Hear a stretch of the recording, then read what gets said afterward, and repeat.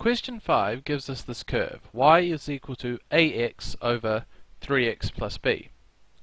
We're also told that as x tends towards infinity, y will tend towards the value 2. So our guess is, we're asked from this information to tell what a is going to be. Now our guess is, look, as x tends towards infinity, then 3x plus b is approximately equal to 3x. So y will be approximately equal to ax over 3x, which will be about 2. So what do we know from this? We would guess, our best guess will be that a is equal to 3 times 2 is equal to 6. So let's just check if our intuition is any good.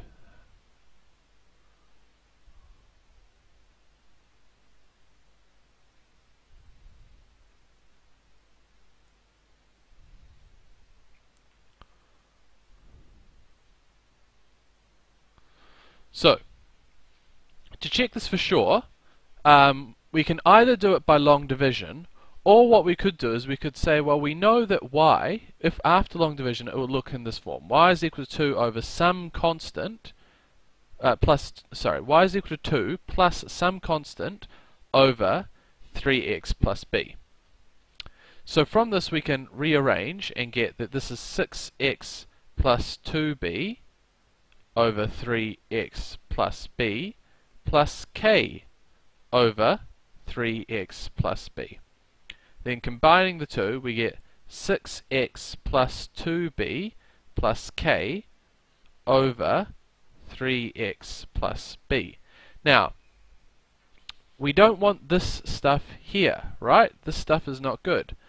But we are allowed to choose the value of k. It's an arbitrary constant that we have just introduced to make our calculations easier. So we just say k is equal to negative 2b.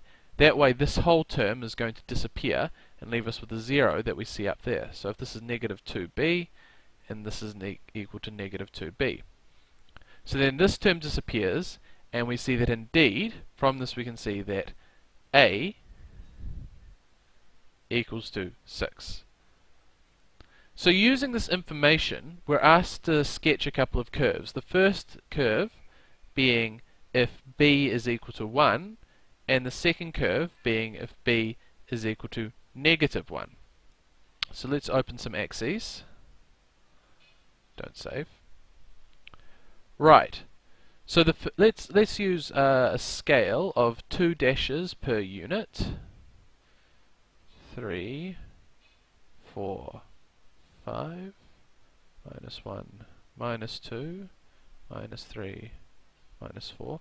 And for the sake of convenience, since we've got a third in here, let's use 3 dashes per unit. Ooh, that didn't look too neat. Let's use 3 dashes per unit on the x-axis. 3, 4, minus 1, minus 2, minus 3, 2, minus 4. Cool. So this should be enough for us to work with. Now we know already that there is a horizontal asymptote at y equals to 2. So we can draw that in as our first step.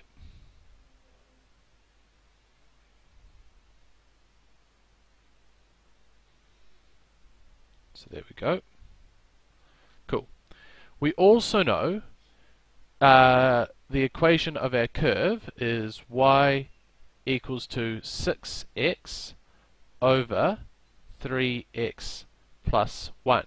So the horizontal asymptote for this, the vertical asymptote, is going to occur at x equals to negative 1 over 3, or negative a third.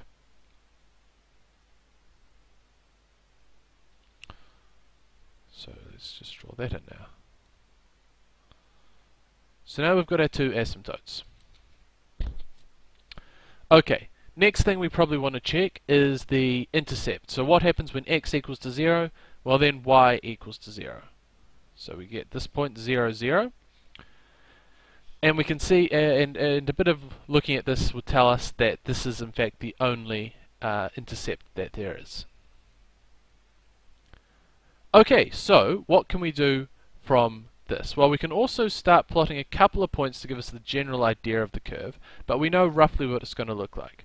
When x is less than negative 1 over 3, what are you going to have? You're going to have a negative and a negative, so we're going to be in this sort of upper left-hand quadrant over here, the positive y area. What about when x is bigger than negative a third? Well, usually this will be positive and this will be positive, so we're going to be in this little box here, the brief exception being in between negative a third and 0, when this is positive and this is negative, so we're below the x-axis in that case. So this will become clear as we plot some points. So let's look at the point x equals to 1. When x equals to 1, you've got 6 over 3 plus 1, 6 over 4, so that's actually going to be 1.5. So that's up here somewhere. When x equals to 2, you've got 12 over 6 plus 1, 7, so that's something like 12 over 7 is something like 1.8, so you're going to be up here a little bit more. So you can already see the general shape that this part's going to take. It's going to look something like that, except stay below that line. And then what about in the negative sense? If we put a negative 1 here, we would get negative 3 plus 1, so 2, and negative 2 and negative 6, so you get a value of 3. So you've got negative 1, 3 as one of our points. What about at negative 2? Well, substitute in, you get negative 12 on the top line, you get negative 6 plus 1, so negative 5. So negative 12 over negative 5 gives us what? Sorry, what's that? Negative 12 over negative 5 would give us negative 2.4. So something about here. About there, I think. Yep. And we could carry on in this manner, but we already know roughly what it's going to look like. So what it's going to do is it's going to start very close to this line here, slowly increase to pass through these points, and then keep increasing up towards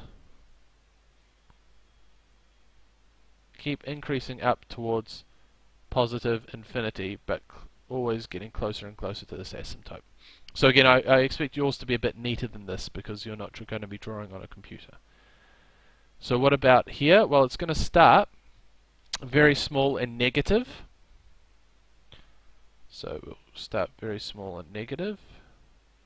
Then it will increase, pass through the origin, curve round, pass through these 2 points, and keep getting closer and closer to y equals to 2. So the last thing that we cannot forget is to write in our labels, label the axes. We've already labelled our curve, but we still have to label our asymptotes. Okay, and then label this point as the origin, 0, 0. So that is the first one that we're asked to do, the case where b is positive 1. So let's save this, save as, we'll call this one b1.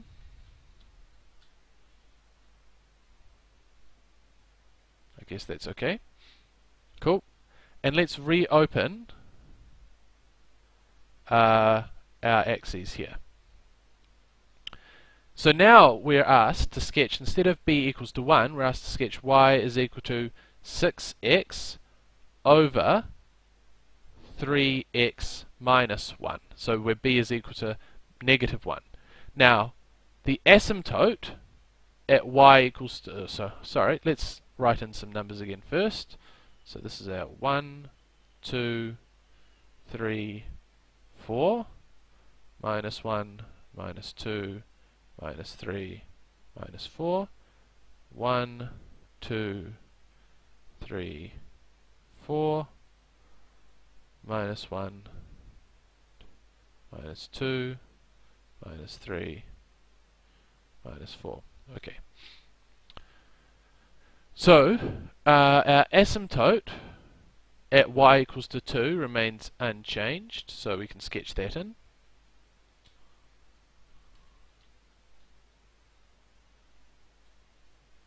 So there we go. Now, what about the horizontal asymptote? This is instead of occurring at negative 1/3, this time it's going to occur at positive 1/3.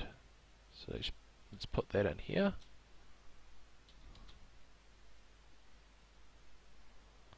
So now we've got our asymptotes in place. Excellent.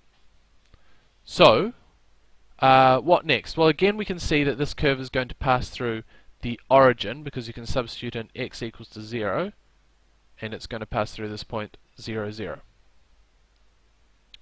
What happens this time? Well, this time when x is less than negative, when x is smaller than 1/3, this is going to be negative, and this is going to be negative, so we're going to get a positive thing, positive number, about in here somewhere, in this small constrained area of y, with the brief exception where x becomes positive, but this number still becomes negative, in which case we're going to drop down towards negative infinity in this area. Then likewise on the top, when we have a positive number over a positive number, which is what happens when x is bigger than 1/3, we're going to see y is positive and up here. We can substitute in some values to check this. So if we substituted in 1, for instance, then we would get 6 over 3 minus 2. 6 over 2, we get the point 1, 3 here. Substitute in 2, you get 12 over 6 minus 1, which is 5, and again you get something like 2.4, which is about there. Right? What about if we substituted in, say, 2/3? Well, we would get 6 times 2/3 is 4, 3 times 2/3 is 2 minus 1, so at 2/3 we actually are up at 4 here. So we can substitute in some points and see what that looks like.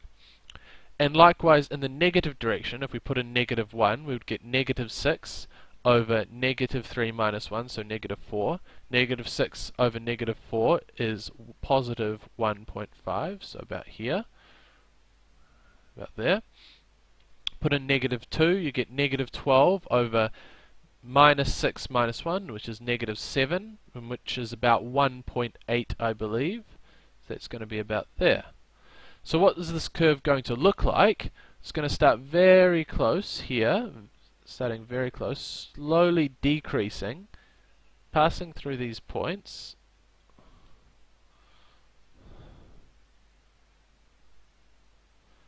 passing through the origin,